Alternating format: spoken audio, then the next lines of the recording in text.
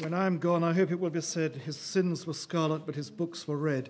I'm just going to say a couple of words about the Chesterton Library. We have a very large collection of books now at Oxford, which were put together by Aidan Mackey, who is not here, but I think you all know Aidan Mackey. It's been his ambition for many years that they should be in a proper sort of study centre. And finally, they've arrived at the Oxford Oratory Library.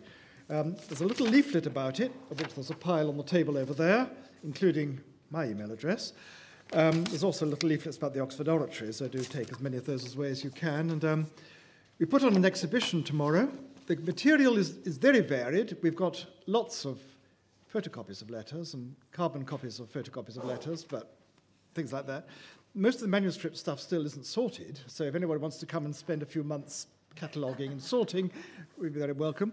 The books are in Chesterton's own writings, books that belonged to him, scribbled all over by him, translations of him into strange languages, the Russian version of Napoleon Nottinghilsky, published in Moscow in 1990. Soviet Union collapsed almost immediately. So if anybody would like to sort of see the library, we've got a little exhibition on tomorrow after the 11 o'clock Mass and again in mid-afternoon, 2:30 to 5. So if anybody's in Oxford, there's stuff on display. Otherwise, contact me, give me a little bit of warning, and we'll do our best to show you things. And if you want to come and study seriously, well, let us know, and we'll try and make all facilities available.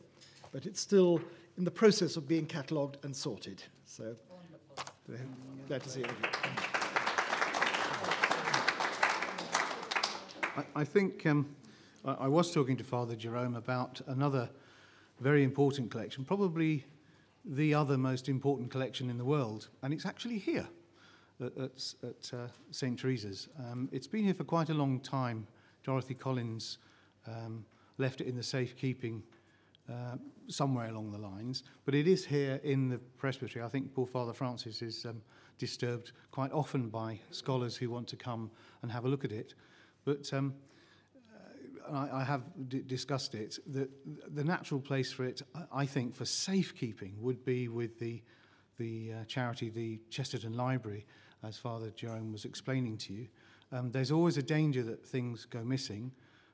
I was looking for something, or Dale was actually looking for something he saw a couple of years ago that he didn't see this time. And books do get lent out, borrowed and what have you.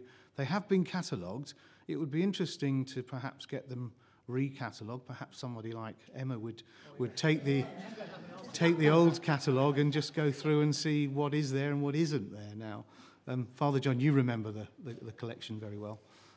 But that would be my plea, really, would be that collection should be there. We went to a lot of trouble to set up that trust, really to stop the collection going abroad, as so much else that we have goes abroad. And Professor Quinn knows the wrangle and the story behind it all. But that was the fear, really, because everything of any real value, we don't value.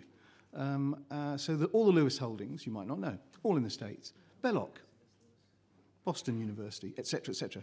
These big American universities have the power to buy these huge collections out by private buyers.